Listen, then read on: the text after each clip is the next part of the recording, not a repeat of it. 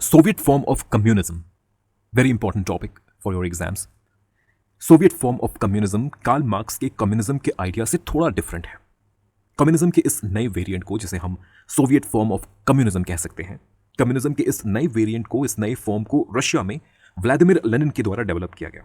इसलिए इस Soviet form of communism को लेनिनिज्म भी कहते हैं और इसे बोल्शेविज्म भी कहते हैं. बोल्शेविज्म ये एक रशियन वर्ड बोल्शेविक से डिराइव्ड है और बोल्शेविक इस रशियन वर्ड का लिटरल मीनिंग होता है मेजॉरिटी. 1903 में Russian social democratic labour party, इस रशियन पॉलिटिकल पार्टी में, Russian social democratic labour party में एक इनफॉर्मल स्प्लिट हुआ. इनफॉर्मल स्प्लिट मतलब पार्टी दो पॉलिटिकल पार्टीज में नहीं बटी, बल्कि पार्टी के भीतर दो ग्रुप्स, दो फैक्शंस इमरजेंस में आ गए. आफ्टर 1903 में इस पॉलिटिकल पार्टी का सेकंड कांग्रेस ऑर्गेनाइज हुआ और उस सेकंड कांग्रेस में हमें ये स्प्लिट देखने को मिला. The informal division of this political party into two factions. एक ग्रुप, एक फैक्शन लेनिन के सपोर्ट में था और दूसरा ग्रुप, दूसरा फैक्शन लेनिन को अपोज कर रहा था. लेनिन के ओपोनेंट्स जैसे जूलियस मार्तोव, ग्रिगोर्गी प्लेखनोव, ये कुछ लीडर्स थे जो लेनिन को अपोज कर रहे थे. और क्योंकि लेनिन के जो सपोर्टर्स थे वे मेजॉरिटी में थे, इसलिए लेनिन ने अपने फैक्शन को बोल्शेविक कहा. Bolshevik, the literal meaning of the word Bolshevik in Russian, it is majority. बाद में इस पॉलिटिकल पार्टी, इस Russian political party, Russian social democratic labour party, इस पार्टी के नाम को कई बार बदला जाएगा और बोल्शेविक इस वर्ड को इस पार्टी के टाइटल के साथ फॉर्मली जोड़ा भी जाएगा. सबसे पहले बोल्शेविक इस वर्ड को इस पॉलिटिकल पार्टी के टाइटल के साथ जोड़ा गया 1918 में, आफ्टर रशियन रेवोल्यूशन. 1918 में इस पॉलिटिकल पार्टी के 7th कांग्रेस के दौरान इस पॉलिटिकल पार्टी के नाम को बदला गया और इस पॉलिटिकल पार्टी का नाम बदल कर रख दिया गया Russian communist party of Bolsheviks. इसके बाद 1925 में एक बार और इस पॉलिटिकल पार्टी के नाम को बदला जाएगा और 1925 में इस पॉलिटिकल पार्टी के नाम को बदलकर इस पॉलिटिकल पार्टी का नाम रख दिया गया all union communist party of Bolsheviks. ये जो वर्ड है बोल्शेविक, ये वर्ड इस पॉलिटिकल पार्टी के नाम के साथ ऑफिशियली अटैच्ड रहेगा till 1952. You need to remember the year, till 1952. Bolshevik, this is going to be used in the official title or the official name of the political party. 1952 के बाद Bolshevik इस word को party के नाम से हटा दिया जाएगा. After that, this word is not going to be used. Bolshevik, this is not going to be used. After 1952, the name of the political party, it became Communist Party of the Soviet Union. तो ये एक छोटी सी history थी behind the word Bolshevik, which I thought that you need to know. Lenin ने Karl Marx के theory of revolution और communism के idea को रशिया में हूबहू इंप्लीमेंट नहीं किया. लेनिन ने कहा कि रशिया की परिस्थिति अलग है और इसलिए कार्ल मार्क्स के आइडियोलॉजी में हमें चेंजेस करने की जरूरत है, इम्प्रोवाइजेशन करने की जरूरत है. और लेनिन ने जो चेंजेस किए मार्क्स की आइडियोलॉजी में, लेनिन ने जो चेंजेस किए, इन्हीं चेंजेस की वजह से सोवियत फॉर्म ऑफ कम्युनिज्म का राइज हुआ. पहला बड़ा बदलाव लेनिन ने इंट्रोड्यूस किया with the idea of a Vanguard party. Marks ने कभी भी वैनगार्ड पार्टी की बात नहीं की थी. It was Lenin who talked about Vanguard Party. देखिए, लेनिन ने कहा कि कम्युनिस्ट रेवोल्यूशन वर्कर्स स्पॉन्टेनियसली खुद ब खुद नहीं ला सकते. अगर आपने वर्कर्स को ये जिम्मेदारी दे दी, वर्किंग क्लास को अगर आपने ये जिम्मेदारी दे दी कि वे खुद ब खुद अपने आप को ऑर्गेनाइज कर लें और कम्युनिस्ट रेवोल्यूशन को इनिशिएट करे, कम्युनिस्ट रेवोल्यूशन को सक्सेसफुली कंप्लीट करे, तो इस तरह से कम्युनिस्ट रेवोल्यूशन कभी नहीं आ सकता. This was लेनिन्स argument. लेनिन के अकॉर्डिंग कम्युनिस्ट रेवोल्यूशन को लाने के लिए वर्कर्स को, वर्किंग क्लास को लीडरशिप चाहिए होगा. और ये लीडरशिप कौन प्रोवाइड करेगा? ये लीडरशिप प्रोवाइड किया जाएगा एक पॉलिटिकल पार्टी के द्वारा, एक वेल ऑर्गेनाइज्ड, एक क्लोजली निट पॉलिटिकल पार्टी के द्वारा. एक पॉलिटिकल पार्टी जिस पॉलिटिकल पार्टी में सिर्फ वे लोग इंक्लूडेड होंगे, जिस पॉलिटिकल पार्टी के सिर्फ वे लोग मेंबर होंगे जिन लोगों ने कार्ल मार्क्स की आइडियोलॉजी को पूरी तरह से समझ लिया होगा, जिनके पास complete class consciousness आ चुका होगा.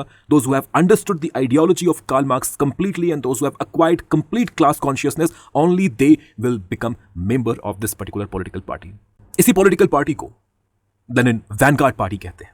और इस political party में, इस वैनगार्ड political party में सिर्फ उन्हीं लोगों को membership दी जाएगी जो एक्टिव होंगे, जिनमें revolution लाने की क्षमता होगी. Those who have got revolutionary potential, only they will be given membership of this vanguard political party.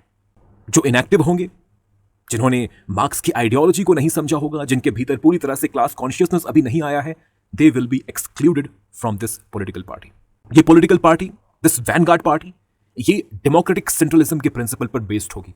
मतलब अगर पार्टी को कोई डिसीजन लेना है तो पार्टी के सभी मेंबर्स, सभी एक्टिव मेंबर्स डिसीजन मेकिंग के प्रोसेस में पार्टिसिपेट करेंगे. हिस्सा लेंगे, जो प्रपोज्ड पॉलिसी है, जो प्रपोज्ड डिसीजन है, वो सभी मिलकर डिस्कस करेंगे। लेकिन एक बार जब डिसीजन ले लिया गया, पार्टी के सेंट्रल कमिटी के द्वारा जब एक बार डिसीजन ले लिया गया, फिर उस डिसीजन को हर किसी को फॉलो करना होगा, वेदर यू अग्री और you don't agree. Once the decision has been taken, you have to abide by it, you have to follow the decision. This is what is called democratic centralism. तो ये दो नए ideas Lenin ने introduce किए, vanguard party and democratic centralism. Russia के communist party के कुछ लोगों ने इन आइडियाज को सपोर्ट किया, कुछ ने सपोर्ट नहीं किया। जिन्होंने सपोर्ट किया वे लेनिन के फैक्शन से जुड़ गए, बोल्शेविक फैक्शन से जुड़ गए। जिन्होंने सपोर्ट नहीं किया वे लेनिन के ओपोनेंट्स बन गए, जिन्हें मेंशेविक कहा जाता है, माइनॉरिटी भी कहा जाता है। एक और इंपॉर्टेंट डिफरेंस आपको सोवियत कम्युनिज्म और मार्क्सिस्ट कम्युनिज्म में देखने को मिलेगा। कार्ल मार्क्स कहते हैं कि कम्युनिस्ट रेवोल्यूशन के बाद स्टेट की जरूरत नहीं पड़ेगी, द स्टेट विल विदर अवे। लेकिन लेनिन ने कहा कि नहीं, स्टेट की जरूरत कम्युनिस्ट रेवोल्यूशन के बाद भी पड़ेगी। लेनिन डिक्टेटरशिप ऑफ प्रोलेटेरिएट के फेज को प्रोलॉन्ग करना चाहते थे। उन्होंने कहा कि स्टेट की जरूरत आपको कम्युनिस्ट रेवोल्यूशन के बाद भी पड़ेगी। क्यों? क्योंकि लेनिन के according state it is going to play a crucial role in the development and modernisation of the society and particularly the economy. Economy को मॉडर्नाइज करने में और कम्युनिस्ट रेवोल्यूशन के जो गेन्स हैं, कम्युनिस्ट रेवोल्यूशन के थ्रू जो भी वर्किंग क्लास को हासिल हुआ है, कम्युनिस्ट रेवोल्यूशन के गेन्स को मेंटेन करके रखने के लिए, इकोनॉमी को मॉडर्नाइज करके रखने के लिए स्टेट की जरूरत पड़ेगी। We will need a state and a powerful state. This is again a new innovation which Lenin introduced in the Marxist ideology. और ये जो 3 आर्ग्यूमेंट्स मैंने आपके सामने रखे, these are the core arguments of Bolshevism, core arguments of Leninism, और you can say the core arguments of Soviet form of communism. कुछ Russian Marxist scholars हुए, थिंकर्स हुए, जैसे रोजा लग्जमबर्ग, लियोन ट्रॉट्स्की। इन thinkers ने Lenin के idea को oppose किया, Bolshevism को अपोज किया, लेनिनिज्म को अपोज किया, सोवियत फॉर्म ऑफ कम्युनिज्म के आइडिया को अपोज किया। रोजा लग्जमबर्ग और लियोन ट्रॉट्स्की ये कहते हैं कि सोशलिज्म को अचीव करना ये एक ग्रेजुअल प्रोसेस के थ्रू होगा, रेवोल्यूशन के थ्रू नहीं, ग्रेजुअल प्रोसेस के थ्रू हम सोशलिज्म को अचीव करेंगे। ये थिंकर्स एक सेंट्रलाइज्ड पॉलिटिकल पार्टी के अगेंस्ट थे, एक ऑल पावरफुल स्टेट के अगेंस्ट थे। ये नहीं चाहते थे कि पॉलिटिकल पार्टी के पास पावर का कंप्लीट सेंट्रलाइजेशन हो या गवर्नमेंट के पास पावर का कंप्लीट सेंट्रलाइजेशन हो। ये थिंकर्स जैसे रोजा लग्जमबर्ग, लियोन ट्रॉट्स्की, ये वर्कर के free participation, free involvement, communist movement, communist revolution में वर्कर्स के फ्री पार्टिसिपेशन, फ्री इन्वॉल्वमेंट को सपोर्ट करते हैं। ये इस बात के बिल्कुल अगेंस्ट थे कि पार्टी के मेंबरशिप को रिस्ट्रिक्ट कर दिया जाए और कुछ ही चुनिंदा लोगों को पार्टी में जगह मिले। They wanted all the working class people to freely participate in the political party, in the functioning of the political party and the political movement. I hope the idea of Soviet form of communism is clear to you. Video को and करने से पहले मैं आप तक political science के हमारे online course की जानकारी पहुंचाना चाहूँगा।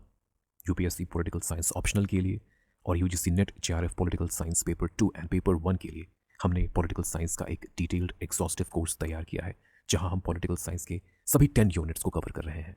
इन एग्जाम्स की प्रिपरेशन में पॉलिटिकल साइंस ऑप्शनल और यूजीसी नेट जेआरएफ इन एग्जाम्स के प्रिपरेशन में हमारा ये कोर्स आपके लिए बहुत बेनिफिशियल साबित हो सकता है। इस कोर्स से जुड़ने के लिए या इस कोर्स से रिलेटेड और अधिक जानकारी के लिए आप व्हाट्सएप के माध्यम से हमें इस नंबर पर कॉन्टैक्ट कर सकते हैं।